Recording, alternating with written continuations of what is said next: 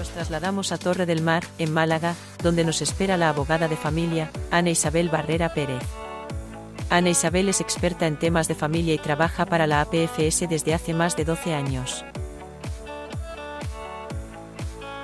Barrera y Pérez Abogados es un despacho multidisciplinar de larga tradición en Andalucía, que presta sus servicios en la provincia de Málaga, consolidándose como uno de los despachos sin duda alguna de referencia en familia.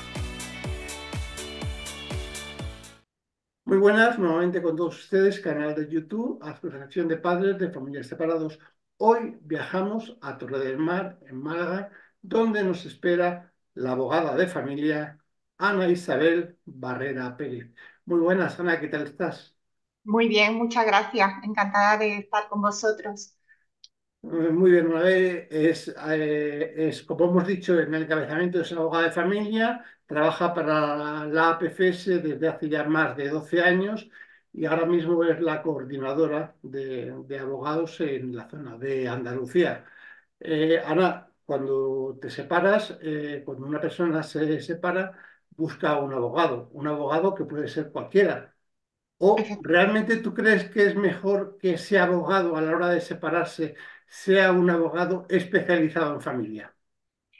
Pues debe de ser un abogado especializado en familia porque, en primer lugar, el abogado lo primero que hace, aparte de proceder a la mediación y a la negociación, también procura sintonizar, dar un trato individualizado, eh, escuchar y tener una cierta empatía con la persona que tiene delante, que tiene que resolver una serie de conflictos familiares.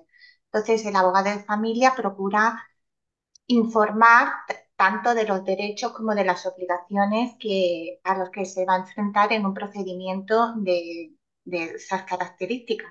Ujú. Por lo tanto, ¿qué habilidades debe de reunir un abogado de familia?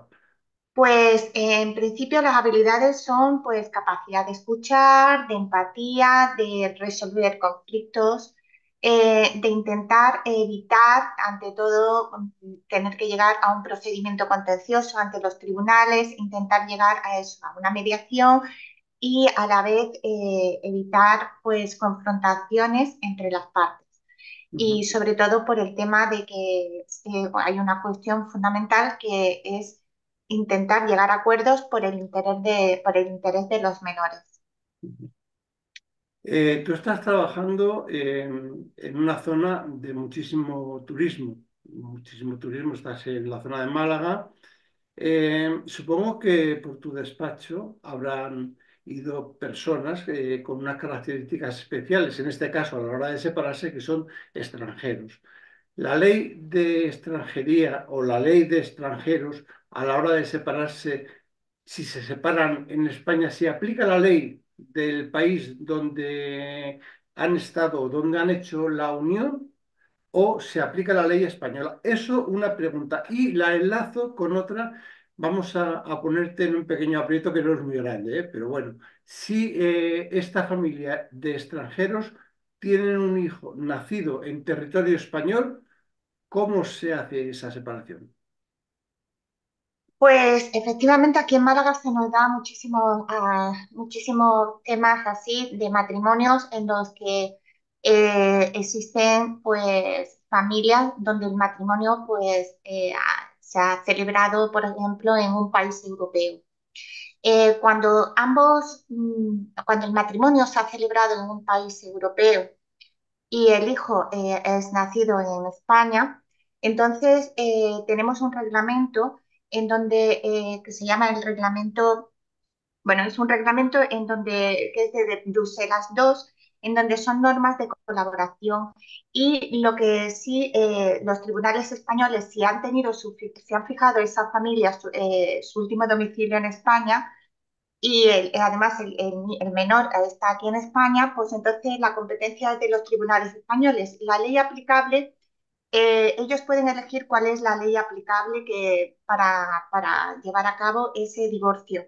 Y lo que pasa que es cierto que cuando no es un matrimonio europeo, existe otro reglamento que es de Roma III, que es el reglamento 1259/2010, que son normas de cooperación internacional, en donde en ese mismo reglamento se recogen tanto los matrimonios tanto internacionales, que no son realmente miembros de la Unión Europea, como los que son miembros de la Unión Europea.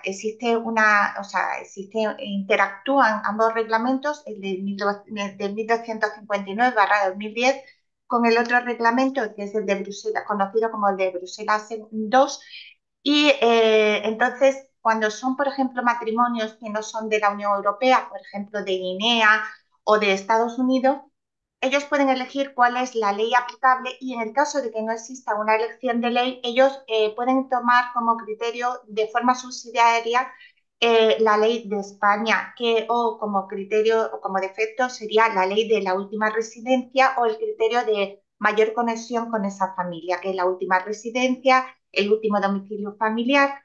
Y en este caso, pues son los tribunales españoles los que son competentes.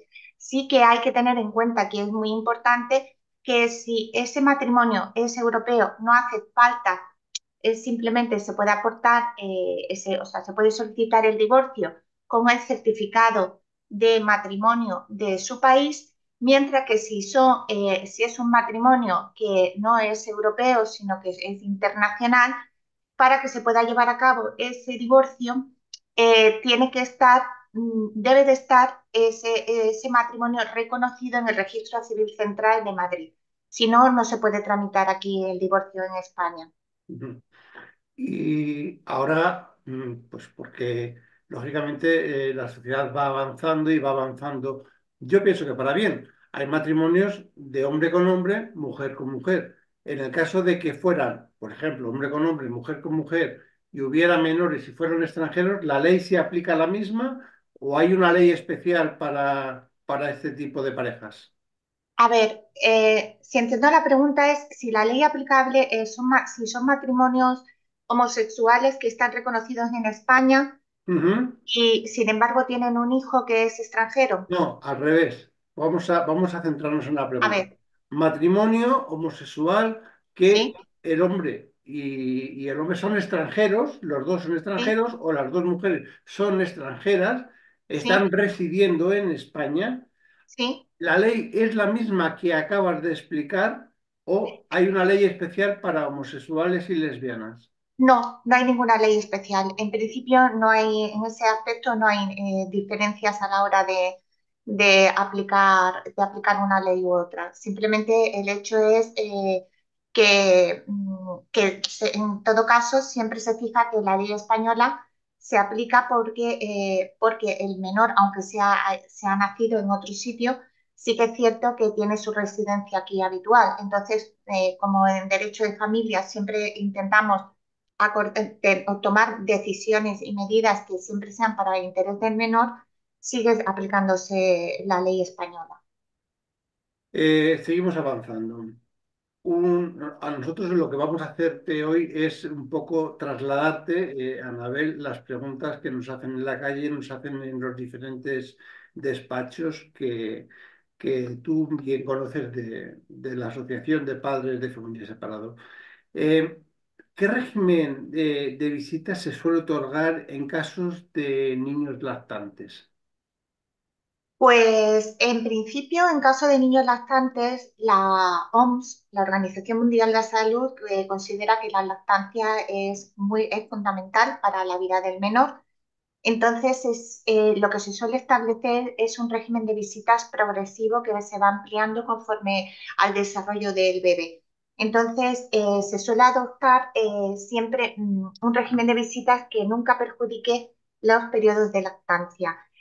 Normalmente se suelen establecer regímenes de visitas que van pues, desde el nacimiento del bebé hasta los 12 meses, y se intenta intensificar esa relación entre el bebé y el padre. Para ello fijan regímenes de visitas pues, de 1 hora, hora y media todos los días, y luego se van ampliando. Por ejemplo, a partir de los 24 meses se establecen pues 2 días a la semana, pero 4 horas, y así sucesivamente hasta que el menor cumple los 3 años de edad, y entonces ya se fija el régimen de visita estandarizado, que es el que todos conocemos de fines de semana alternos, Se Ujú. procura que hasta los 12 meses o entre los 12 y 24 meses, pues se pueden establecer incluso fines de semana, pero un poco por periodos más largos de horas, pero siempre sin pernoctar. Y luego a partir de los 24 meses de edad, entonces es cuando ya empieza ya a desarrollarse como más de forma progresiva hasta los 3 años, que es cuando se entiende que ya puede pernoctar el bebé con el padre. Sí, pero tú, que eres mujer y que Sí. eres madre, una magnífica madre, por cierto, tú sabes que ahora mismo un niño puede ser lactante hasta los 6 7 años. ¿Qué Sí, hacemos en ese caso? a ver, en ese caso, vamos a ver, en el caso de que sean lactantes hasta los 6 o 7 años, se deberían de tomar entonces las medidas necesarias para que el menor tener una cierta colaboración con la madre, de que se vaya pues prestando la leche o incluso a ir adoptando otro tipo de medidas para que se vayan acordando y se vaya adaptando el menor, porque lo que se procura es que no siempre reforzar la relación paterno-filial, la relación de padre e hijo.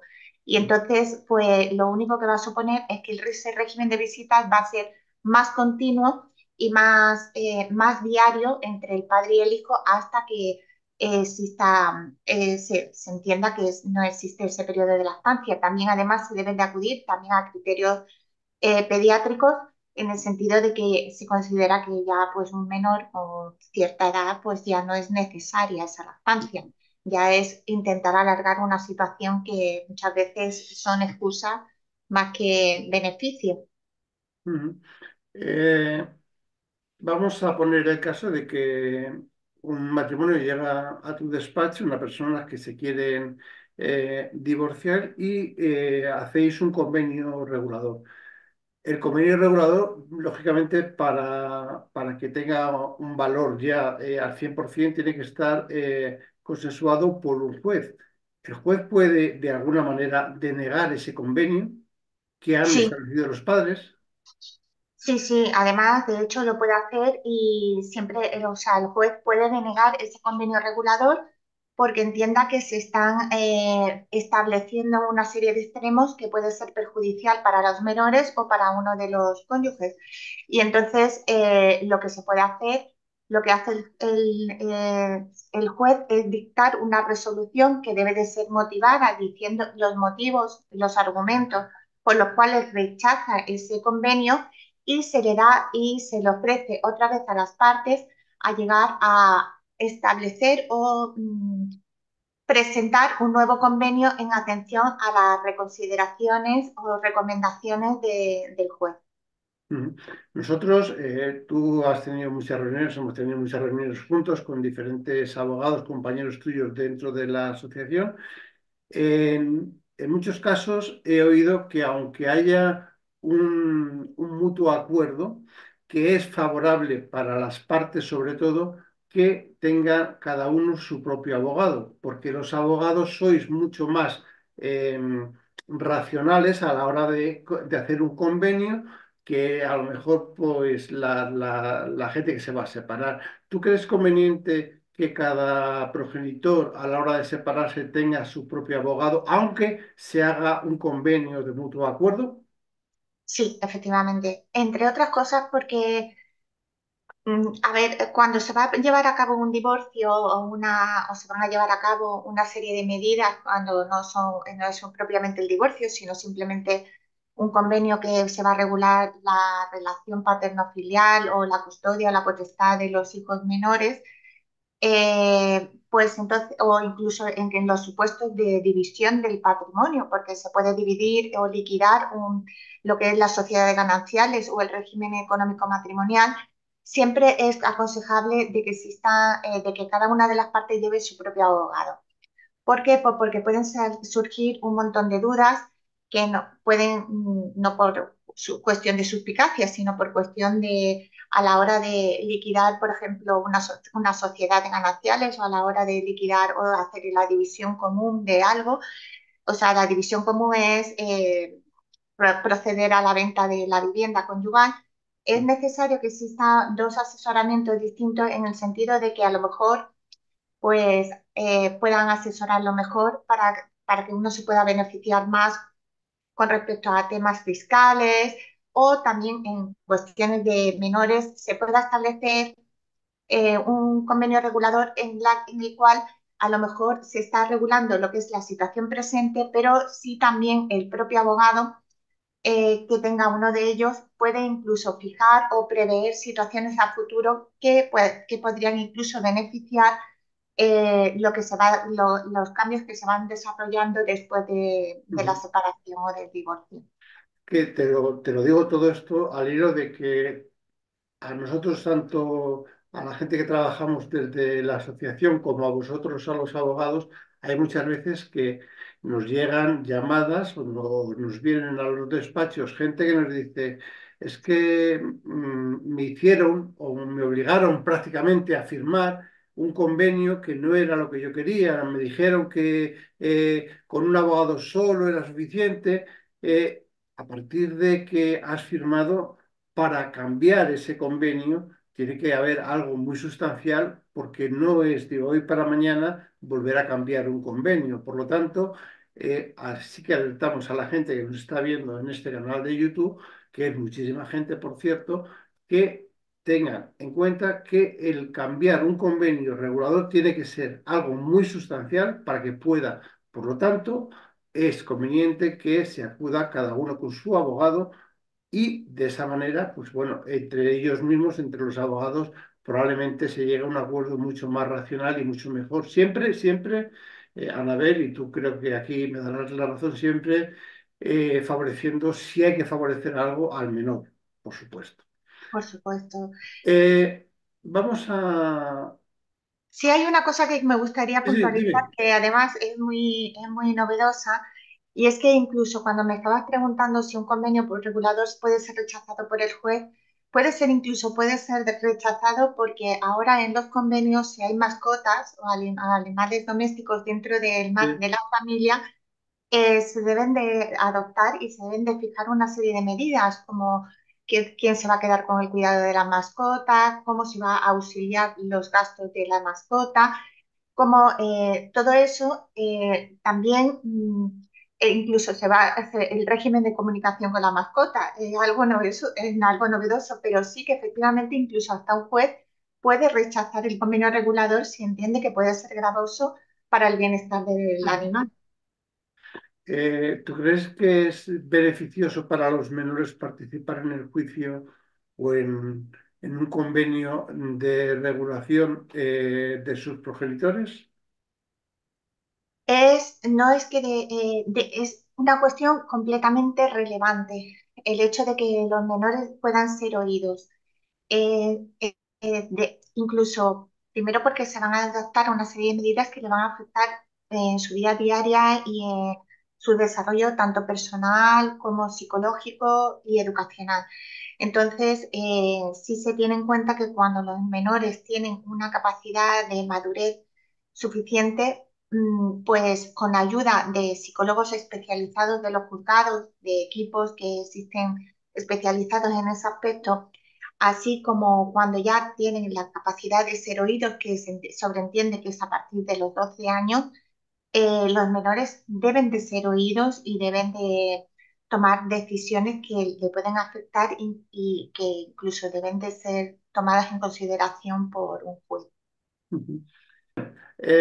Ahora, Ana, vamos a hacer una sección que hemos hecho nueva dentro del canal de YouTube, que es, te vamos a hacer 10 preguntas que la gente se suele hacer en la calle y que le hace a un abogado de familia. Estas preguntas, por favor, intenta resumirlas lo máximo posible, no extendernos mucho, pues para no hacerlo mucho más largo este programa. La primera pregunta es, ¿cuánto tiempo tarda un divorcio en llevarse a cabo?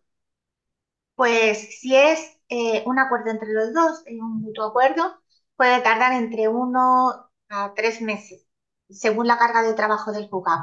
Y si es un procedimiento de divorcio donde hay que ir a los juzgados y a los tribunales, normalmente el periodo de tiempo suele ser 12 meses. Vale.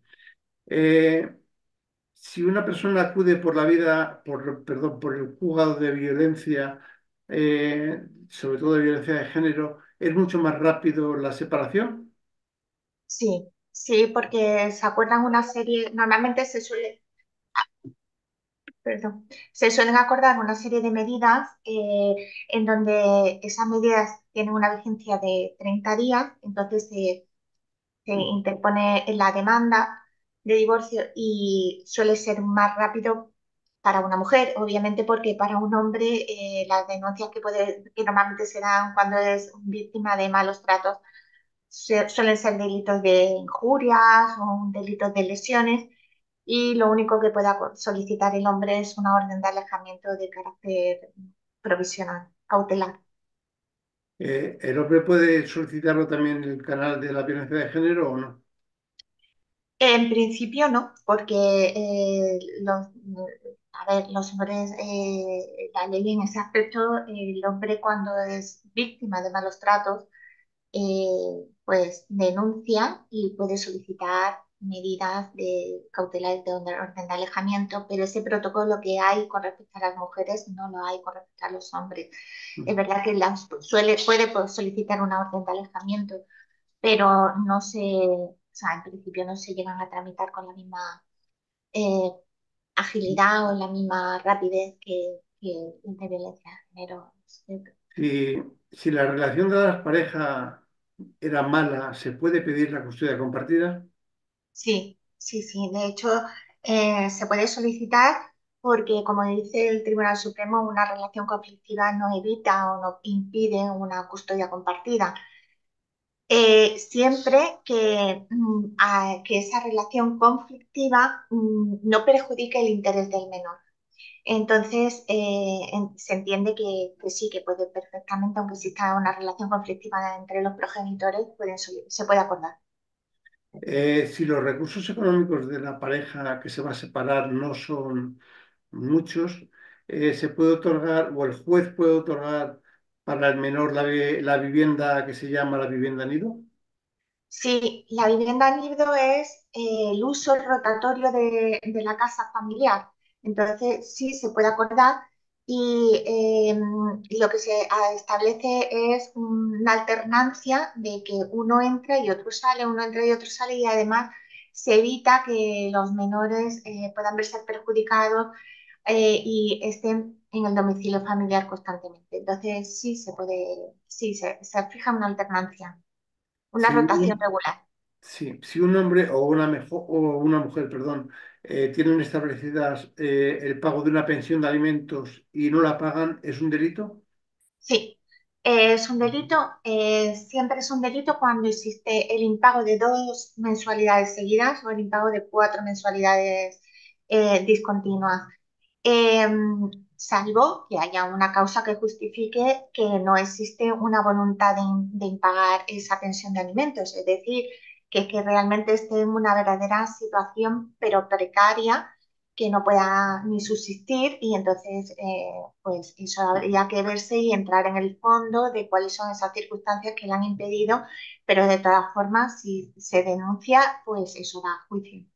Sí, yo aquí, si me permites, que ya también son años que llevo en la asociación y lo he visto, yo creo que es conveniente si tú tienes un poder adquisitivo que te ha bajado por lo que sea o porque no puedes pagar una pensión de alimentos, es importante acudir a un abogado y que ese abogado o esa abogada vayan al juzgado y digan, esta es la capacidad económica, no puede pagar o puede pagar una cantidad mínima. En ese caso no sería delito y estaría el juzgado perfectamente acreditado para decir, continúe usted pagando no toda la cantidad o sí la cantidad que le corresponda.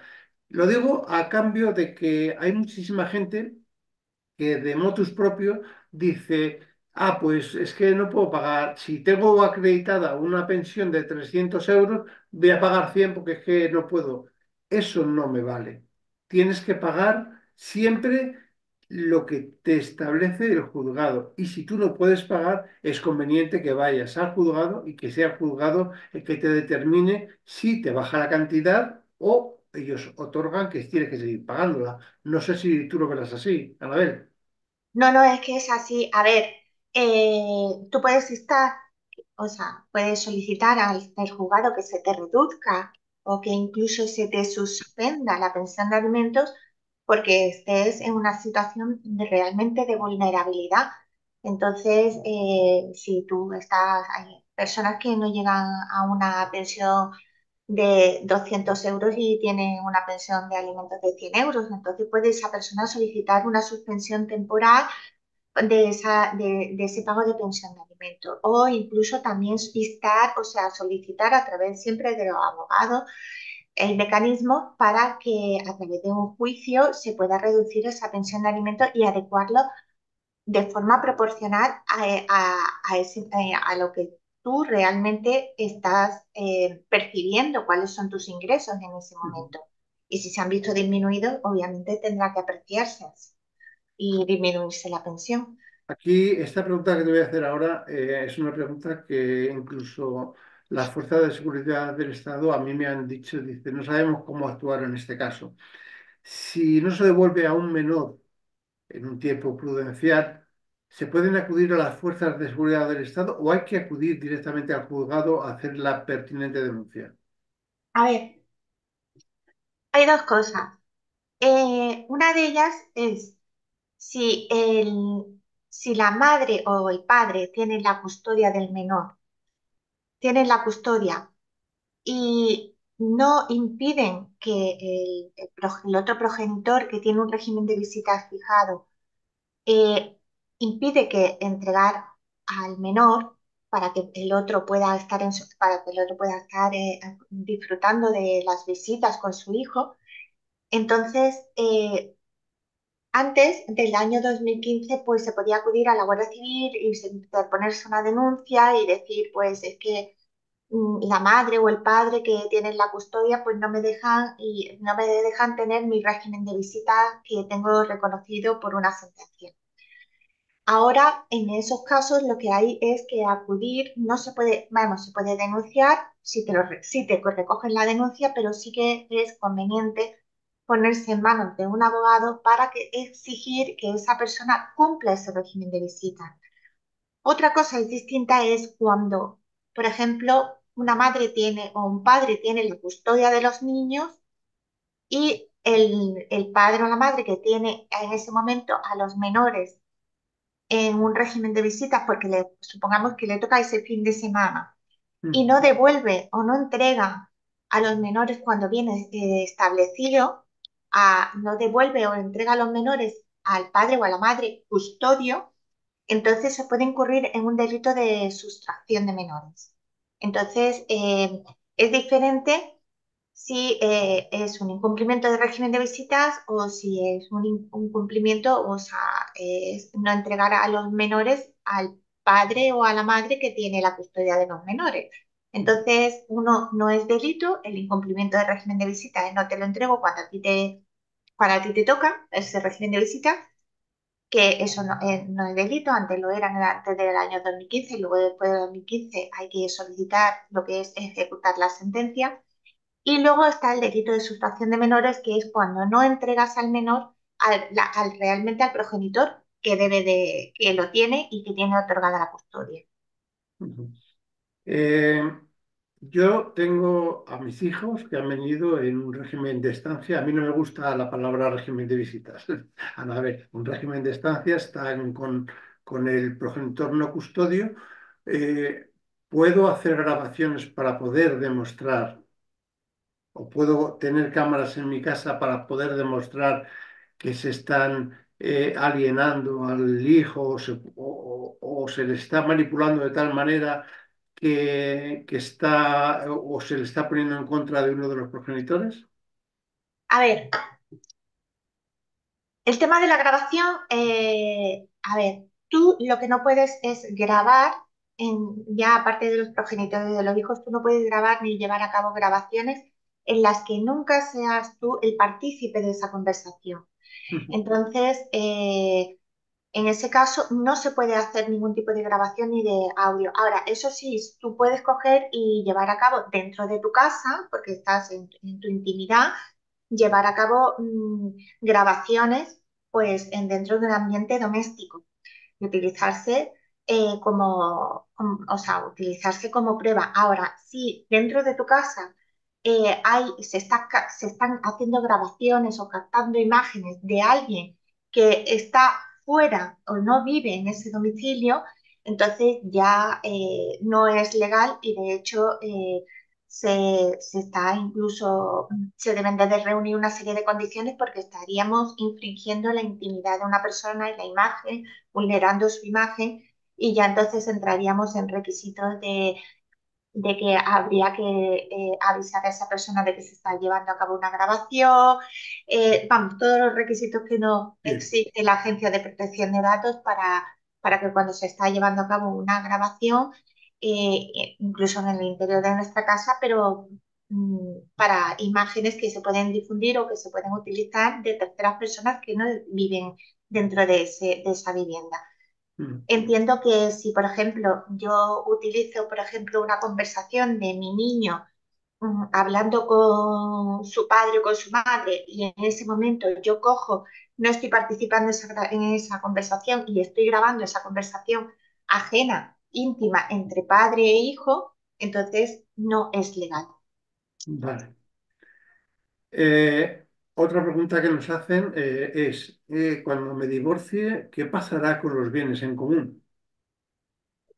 Pues normalmente el problema que se suscita, el más, vamos, el más relevante es la venta de la vivienda familiar.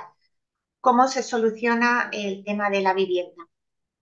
Normalmente se pueden llevar a cabo muchísimas negociaciones. Puede haber un mutuo acuerdo en donde donde las dos partes pongan a la venta la vivienda. Se puede fijar un periodo de plazo prudencial. Se está estableciendo cada vez más un derecho de uso limitado en el tiempo, de que, por ejemplo, en el caso de custodias compartidas, se suele fijar un derecho de uso limitado en el tiempo para que una vez que pase ese momento, pues se vaya haciendo una alternancia de ese derecho de uso, pueda entrar en uno de ellos y al año siguiente otra persona, o sea, el otro copropietario, el otro cónyuge, y o en su caso se pueden llegar a negociaciones o a través de procedimientos a acordar la liquidación de ese régimen económico matrimonial, que puede ser ya más complicado, puesto que es adjudicar a uno bienes y el otro compensando económicamente o compensándose el patrimonio. Normalmente eso se puede llevar a cabo por vía judicial o incluso por vía notarial, pero sí que es importante que exista una compensación entre ambas partes para evitar, o sea, para evitar desequilibrios. Ujú. Y ahora la última pregunta es la pregunta que más nos han hecho. O sea, hemos hecho una especie de encuesta y la que más nos han hecho es, la gente piensa que cuando hay custodia compartida no hay pensión de alimentos y que la gente y que los hombres sobre todo pedimos la custodia compartida para no pagar pensión de alimentos. ¿Es esto cierto, Anabel? No, no es cierto, para nada. Es una creencia generalizada el hecho de pensar que cuando se establece una custodia compartida no hay pensión de alimentos. Y eso no es así. No existe pensión de alimentos cuando ambas partes tienen medios económicos similares o semejantes y entonces ambas partes pues si ganan 1.000 y el otro gana 1.000, entonces se entiende que cada uno tiene medios económicos suficientes para hacer frente a las necesidades de los hijos. Pero cuando existe, por ejemplo, una situación de desequilibrio donde una de las partes pues, apenas tiene recursos económicos, siempre se fija una pensión de alimentos para establecer y para garantizar que las necesidades del menor, cuando esté en compañía de ese progenitor que carece de recursos económicos, pueda hacer frente a las necesidades de ese hijo. Entonces, no, no es cierto.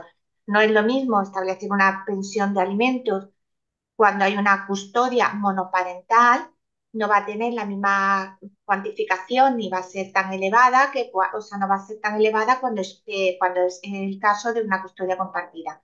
Pero no significa custodia compartida que no exista una pensión de alimentos. Pues, Anabel, muchísimas gracias. Hemos llegado al final. Ha Muchas sido una, una entrevista muy buena. Te agradezco muchísimo el interés que has prestado y te doy las gracias porque sé que tu agenda está súper ocupada y más en estas fechas que estamos próximos a las vacaciones. Y una última antes de irnos. ¿Qué le dirías tú a los padres que están ahora con los intercambios de las vacaciones de Semana Santa? ¿Qué consejo les darías?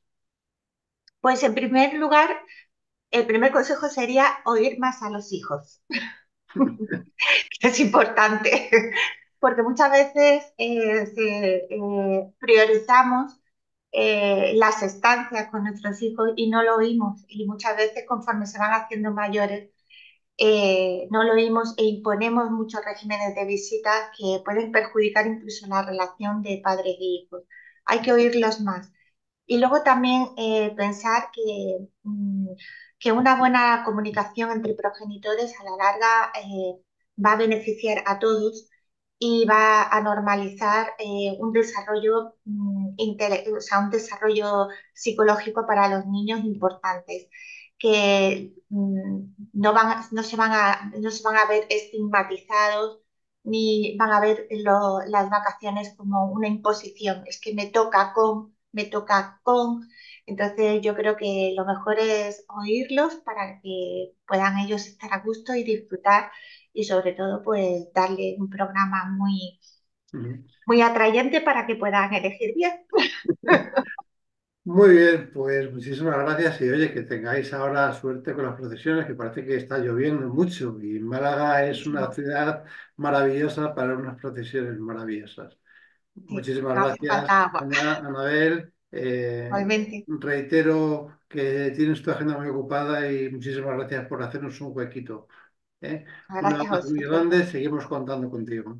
Muchas Y a gracias. todos ustedes, emplazarles dentro de unos días tendremos otra entrevista. No sé si mejor, peor, no creo, porque esta ha sido una entrevista magnífica, pero hasta entonces, saludos cordiales.